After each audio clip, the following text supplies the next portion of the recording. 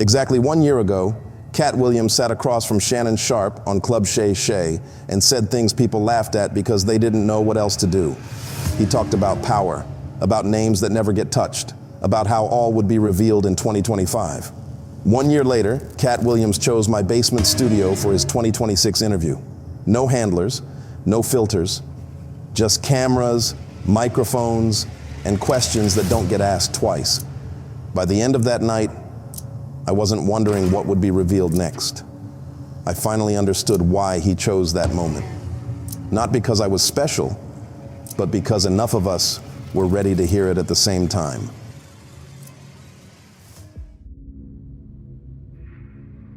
I started the podcast because I got tired of talking. That sounds backwards, but it's true.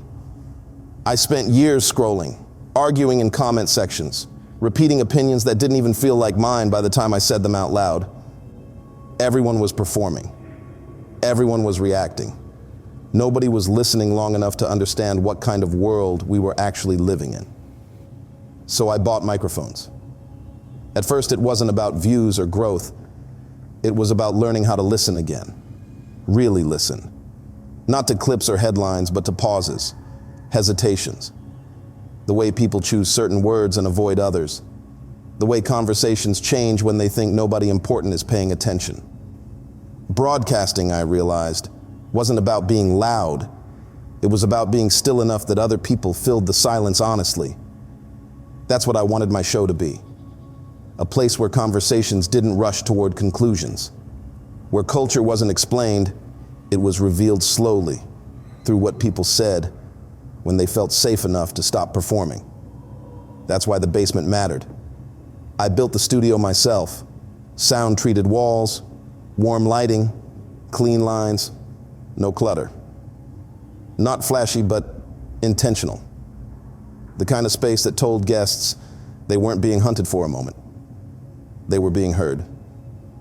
I was thinking about all of that the day I ran into Katt Williams. It was a random weekday afternoon. I was at Best Buy, of all places, standing in the aisle comparing audio interfaces like I always did, reading specs I already knew, pretending this decision would somehow make my show better overnight. I heard his voice before I saw him. I turned, and there he was, standing 2 aisles over, holding a pair of headphones like he was actually considering them. No entourage, no cameras, no one hovering, just him, dressed simply, moving slow. Nobody around us seemed to notice. That struck me harder than it should have.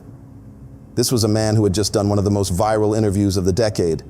A man who had sat across from Shannon Sharpe on Club Shay Shay and said things people laughed at because they didn't know what else to do.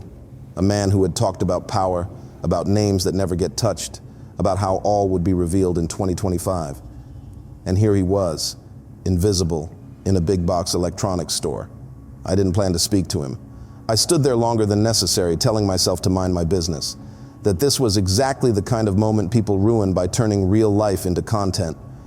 But something about the way he was moving, unrushed, observant, made it feel like this wasn't a coincidence, like he was there to listen too. So I said hello. He looked up, met my eyes, and nodded once. Not dismissive, not welcoming, just present. We talked about gear first, boring stuff, microphones, recording quality. How most people don't know the difference between loud and clear. That's when he asked me what I did. I told him about the podcast, about why I started it, about wanting to understand the culture instead of reacting to it, about listening to people long enough that they forgot to lie. He didn't interrupt. When I finished, he smiled slightly. "That's a dangerous habit," he said. I asked him what he meant. "Listening," he said. "People reveal more than they mean to when they think you ain't trying to use it." We stood there for a moment, surrounded by TV screens playing muted ads, the hum of fluorescent lights overhead. Then he asked where I recorded. I told him about the basement studio. He thought about that longer than I expected. "You still editing your own stuff?" he asked. "Yeah," I said, "everything." He nodded like he was checking a box I couldn't see. "I'll come through." We sat down across from each other, mics between us. I hit record. The little red light came on, steady and calm. For a second, Everything felt exactly how I'd imagined it would someday feel, like I'd finally arrived somewhere. I started with the safe questions. "What are you working on right now?" I asked. He talked about touring, writing, watching people more than performing for them. His answers were relaxed, conversational. He leaned back in the chair, crossed one ankle over his knee. He sounded like a man who'd already said everything loud enough that he didn't need to raise his voice anymore. "Do you still enjoy comedy?" I asked next. He chuckled softly. "Comedy ain't the job," he said. "It's the delivery system." I laughed, wrote that down in my head for later. "Do you ever regret saying too much?" I asked. He looked at me for a moment before answering. "No," he said. "People regret hearing too much." I didn't push. I wasn't trying to blow this by chasing a moment too early. The conversation flowed. It felt normal, comfortable, the kind of interview you could clip into a dozen clean sound bites. I could already picture the thumbnails, the titles, the comments telling me this was my breakthrough. Then Katt leaned forward slightly, not dramatically, just enough that the chair creaked. He glanced at the cameras, then back at me. "You editing this yourself?" he asked. "Yeah," I said. "Everything. I don't send raw footage to anybody." He nodded once. "That's good." There was a pause, not an awkward one, a deliberate one. He looked around the studio again, at the walls, the lights, the care I'd put into making this place feel controlled. "You want this episode to go viral?" he said. It wasn't a question. I smiled, a little embarrassed. "I mean, yeah." He smiled back, but it didn't reach his eyes. "Then we got to talk about something real." The air in the room shifted, not cold, just heavier, like the soundproofing had suddenly gotten better. I waited. He didn't jump in right away. He let the silence stretch long enough that I almost filled it myself. "People think that interview I did last year was about jokes," he said finally, "or ego, or me popping off." He shook his head slowly. "That wasn't what that was." I adjusted in my chair, suddenly aware of how loud my own breathing sounded in the headphones. "They laughed," he continued, calm as ever, "because laughing is cheaper than thinking. But I wasn't talking to the audience." He tapped the table lightly with one finger. "I was talking to the people in the room." I felt a flicker of something in my chest. Not fear yet. Recognition, maybe. "I said all would be revealed," he went on. "And folks heard it like a slogan. Like a trailer." He looked at me again. "Revelation don't come like that." I asked the question without planning to. It slipped out. "So what did you mean?" Katt smiled. This time, there was something behind it. Not warmth, not threat, permission. "Documentaries don't expose people," he said. "They expose who's allowed to be named." The red light on the camera didn't blink. The audio levels stayed clean. Everything was recording perfectly. And for the first time since he'd walked in, I had the distinct feeling that this interview wasn't happening for me. It was happening through me. Katt leaned back again, crossed his arms, and said, "Let me tell you how it really works." And that's when I understood. This wasn't going to be an episode people debated. It was going to be an episode people quietly remembered and never talked about the same way again. Katt didn't raise his voice when he started explaining it. He didn't lean in like he was about to confess something dangerous. He stayed relaxed, almost instructional, like this was a concept people misunderstood because nobody ever bothered to lay it out plainly. "Everybody think documentaries expose people," Katt Williams said. "They don't. They expose boundaries." I waited for him to clarify, but he didn't rush it. "By the time a camera turns on," he continued, "the list already exists. Not the list of who guilty, the list of who mentionable." He made a small square in the air with his hands, like framing a shot. "Everything outside that frame don't exist. Not publicly, not legally, not algorithmically." I felt my stomach tighten. I'd edited enough footage to know how much truth could disappear with one cut. But the way he said it made it feel less like editing and more like zoning. Certain areas marked off limits, permanently. Some names, he said, never even get debated. They're decided upstream. I asked him how you could tell. Katt smiled like the question amused him. You ever notice how some folks never fall? He asked. Never age out? Never get touched no matter what season it is? He didn't wait for my answer. That ain't luck. He tapped the desk once, gently. That's ownership. The word hung there longer than it should have. Not chains, he added. Contracts. He explained it like a business principle. When an image becomes more valuable than the person carrying it. When a brand needs consistency more than truth. When rebellion itself gets licensed, packaged, and distributed like any other product. You can sell anything, he said, once you take the soul out the equation. I swallowed. What do you mean by soul? Katt tilted his head. I mean the part of you that don't answer emails. Then he finally said the name, Snoop Dogg. He didn't say it with drama. He didn't say it with accusation. He said it like you'd say the name of a building that had been standing longer than you'd been alive. People get confused about that one, Katt said. They think immunity mean innocence. He shook his head slowly. Immunity mean infrastructure. He talked about decades of overlap, business ventures that braided together, appearances that smoothed over contradictions, a figure so embedded in corporate culture that removing him would pull threads nobody wanted exposed. You don't accuse pillars, Katt said. You build the house around them. I thought about how often I'd seen his face in places that didn't match the image I grew up with. Commercials, family-friendly stages, corporate partnerships that felt clean. Katt followed my thought without me saying it. You see a man dressed in red on Christmas Day, he said, voice even, smiling for corporations that used to fear him. He paused just long enough for the image to settle. Either he was never what you thought he was, Katt continued, or his soul don't belong to him anymore. My skin prickled, not because of the line, but because of how casual he was saying it, like this wasn't betrayal, just paperwork. Corporations don't kill people, Katt went on. They preserve what they buy. I glanced at the camera, half expecting the red light to flicker or the audio levels to spike. Everything was still perfect, still clean. When a soul becomes property, he said, you don't gotta silence it. You just gotta keep it consistent. I asked him why nobody talks about that part. Katt smiled again, thin this time. Because consistency feels like safety, he said, and people love safety more than truth.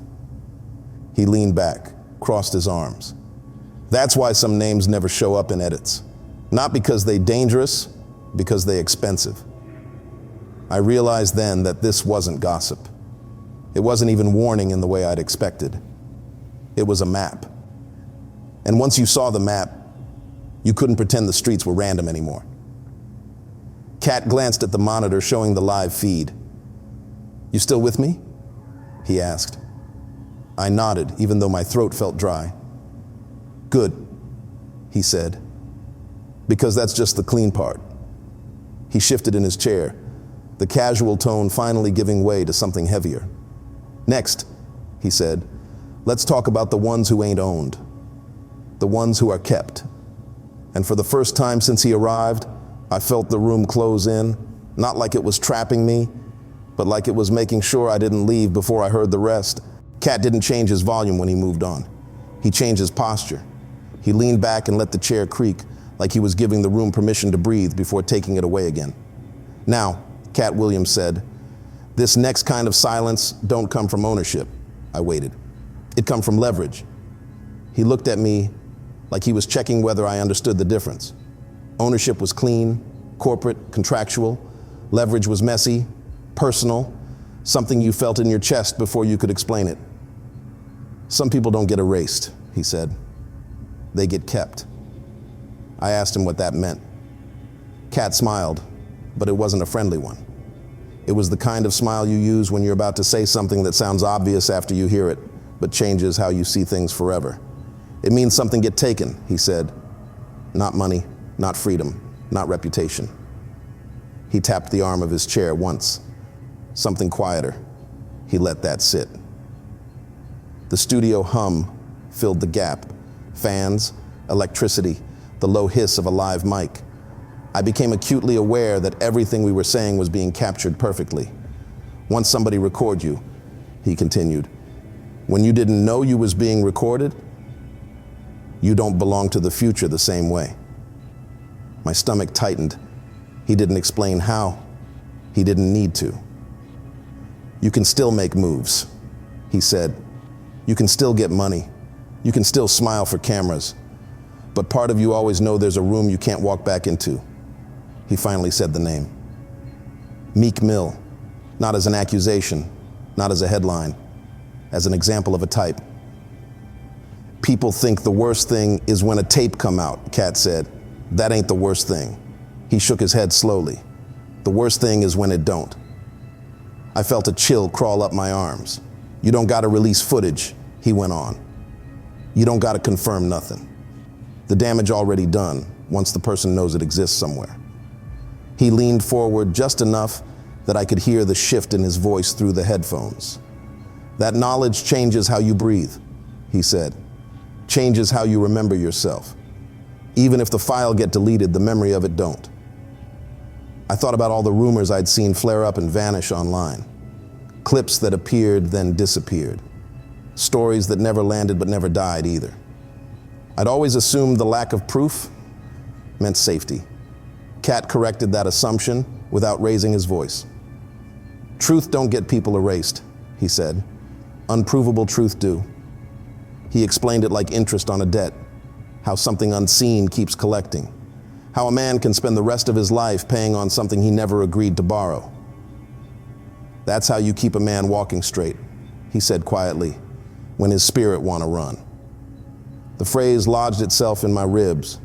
I asked him why someone wouldn't just come out and deny it, fight it publicly. Katt chuckled once, no humor in it. You ever notice how loud denial gotta be? He asked. How much energy it take to scream something never happened? He spread his hands. Silence cheaper. He talked about how leverage works best when it doesn't move, when it doesn't threaten, when it just exists, like a shadow that never steps into the light because it doesn't need to. Platforms don't fear facts, he said. They fear lawsuits. Distributors don't ask what's true. They ask what's safe to host. He glanced at the camera again, then back to me. And once you labeled a risk, he added, you don't get treated like a person no more. You get treated like a file. I realized then that this was a different kind of horror than the first.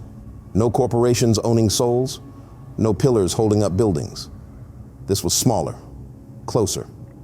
Something that could happen to anyone with enough proximity and not enough power. What gets taken, Katt said, ain't something you can sue for, ain't something you can win back. I asked him what it was. He shook his head. If I name it, he said, you'll try to protect it. That scared me more than an answer would have. He leaned back again, crossed his arms, and let the silence stretch until it felt intentional. Some people think the price of fame is money, he said. Others think it's privacy. He looked at me. The real price, he said, is knowing something about yourself you can't unknow. The red light on the camera stayed steady.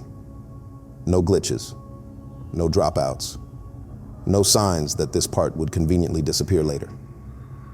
Katt exhaled, slow. And if you think that's dark, he said, wait till you hear about the ones who ain't owned, ain't leveraged. He paused, eyes steady. Just never left. The room felt smaller than it had a minute ago, not because the walls had moved, but because the space inside me had. Katt shifted in his chair. Let's talk about that next, he said.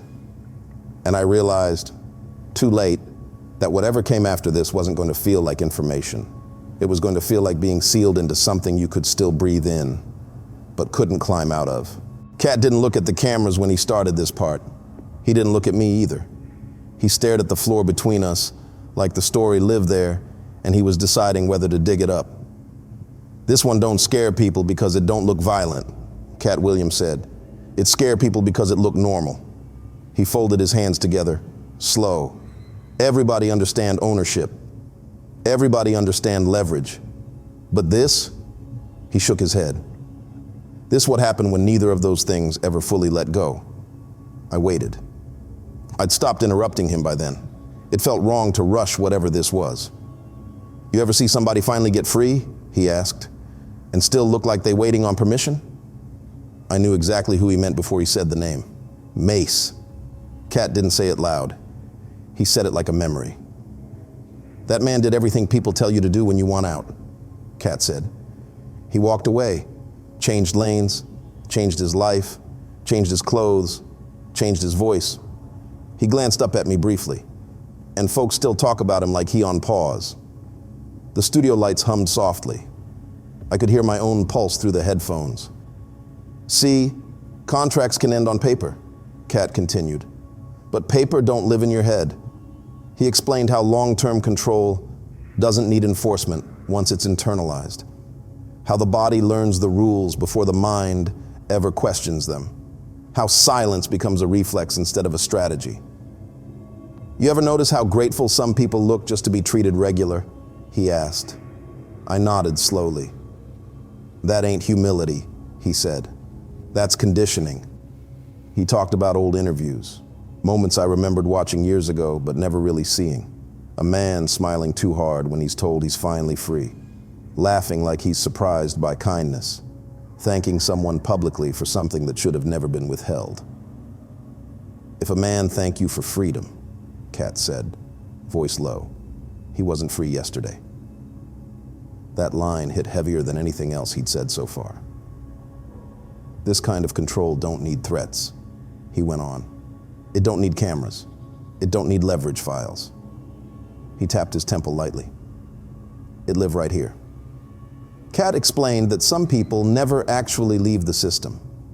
They just move to a quieter room inside it. They stop making noise, stop asking questions, stop pulling on doors they already know are locked. People think silence mean peace, he said. Silence mean adaptation. I thought about how many times I'd seen someone disappear from the spotlight and assumed they'd chosen peace, chosen God, chosen family, chosen something better. Katt dismantled that assumption gently. Sometimes what looked like peace is just survival with good lighting. He described how permission-based freedom works, how certain people can speak but only in approved ways, how they can criticize but never name, how they can joke but never point. You ain't gotta threaten nobody when they already know the shape of the fence, he said. The studio felt tighter, not claustrophobic, controlled, like every sound had been pre-approved. This is why this one lasts so long, Katt said. Ownership expire, leverage get old, but this, he exhaled, this self-policing. I asked him why nobody ever talks about it directly. Katt smiled, tired. Because people love comeback stories, he said. They don't like captivity stories. He leaned back, stretching his legs out in front of him. A man come back, everybody clap. A man admit he never left? He shook his head. That mess up too many narratives. He went quiet again, longer this time. I was just about to speak when he looked up and said, but that still ain't the worst one. My stomach dropped. Because everything I just told you, he continued. That happened to adults. The word adults landed like a weight. He sat up straighter now. His tone didn't get louder, but something underneath it hardened. There's one line, he said. You don't cross if you got any kind of soul left. I felt a prickle run along my arms. When that line get crossed, Katt said, the system don't protect itself with contracts or silence. He paused. It protects itself with mercy. I didn't understand what he meant yet, but the way he said it made my chest tighten. Some names, he added, ain't missing because they powerful. He finally looked directly at me. They missing because saying them out loud would make people feel sick. The room felt smaller than it ever had, not because the walls were closing in, but because something in the air had shifted, like the oxygen had thinned. Katt folded his hands again, slow and deliberate. And that, he said, is where this stop being business. He glanced at the camera one last time. Katt didn't ease into this one. He didn't joke, didn't circle, didn't soften the edges. He sat upright, hands folded, and for the first time since he'd walked into my basement studio, his voice dropped into something steady and deliberate, like he was choosing each word not for effect, but for restraint. "This the line," Katt Williams said quietly. "The one you don't cross if you got any kind of soul left." I didn't ask which line. He didn't need me to. "When adults get caught in systems," he went on, "folks argue about contracts, about consent, about responsibility." He shook his head once. "That conversation don't apply when the people involved ain't old enough to choose nothing." The room felt different immediately. The soundproofing that had once made me feel safe now made the silence feel trapped. Katt took a breath, slow and controlled. "Some people get moved through grown folks' worlds before they even know what world they're in," he said. "No agency, no context, just expectation." My chest tightened. "And when that happened," he continued, "memory don't always come back like memory." He looked at me, not hard, carefully. "Sometimes the body remembers what the mind can't." A chill ran through me that had nothing to do with the temperature. He finally said the name, Justin Bieber. Not loud, not dramatic, almost reverent. "That one," Katt said, "that's the boundary." He explained it without detail, without spectacle. He didn't need to. The restraint made it worse. "How you think somebody's supposed to process fame?" he asked, "when they still figuring out what safety feel like?" I swallowed, my mouth suddenly dry. "People see the money, the success, the cameras," he said. "They don't see how early the confusion start, how deep it go." He leaned forward just slightly. "Some wounds don't scream," he said. "They hum, low, constant. You build a life on top of that noise and call it normal." The studio lights buzzed faintly. I realized my hands were clenched in my lap. "This why some names never make it into documentaries?" Katt continued. "Not because they powerful, not because somebody's scared." He shook his head again. "Because reopening that door don't expose a villain." He paused. "It exposed a system that let kids be processed like assets." The word processed made my stomach turn. "Viral ain't worth that," he said. "No click's worth reopening something that never healed." For a long moment, neither of us spoke. The cameras kept rolling. The red light stayed steady. I finally broke the silence, my voice barely above a whisper. "So, what do I do with this?" Katt smiled, not like a comedian, like a man who'd already accepted the answer. "You listen," he said, "and then you decide who you want to be after." I nodded slowly, still trying to breathe around the weight of what he'd said. There was one more question pressing against my chest. I hadn't planned to ask it, but it came out anyway. "How do I pay you for this?" Katt stood. He didn't rush. He adjusted his jacket, glanced once more around the studio, the walls, the lights, the care I'd put into this place. "Everything's free," he said calmly. "Knowledge is free." He started toward the stairs, then stopped at the bottom step. "I don't need nothing in return," he added. "God will bless me." And then he left. No dramatic exit, no final look back, just footsteps up the stairs, the door opening, the door closing. I sat there for a long time after, staring at the empty chair across from me. Eventually I reached for the mouse and scrubbed back through the footage, half expecting a glitch, a missing section, something to explain the way the room felt hollow now. The recording was there, every word, every pause, every silence, except for the last few minutes. The cameras were still rolling. The audio was clean. But Katt wasn't in the frame. No cut, no distortion, no explanation. Just an empty chair where he'd been sitting, and the quiet understanding that he hadn't disappeared for everyone, only for the witnesses. And if you're hearing this now, if something in your chest feels tight, unsettled, then you were close enough to hear it too. He warned everybody, but only a few were ever meant to listen.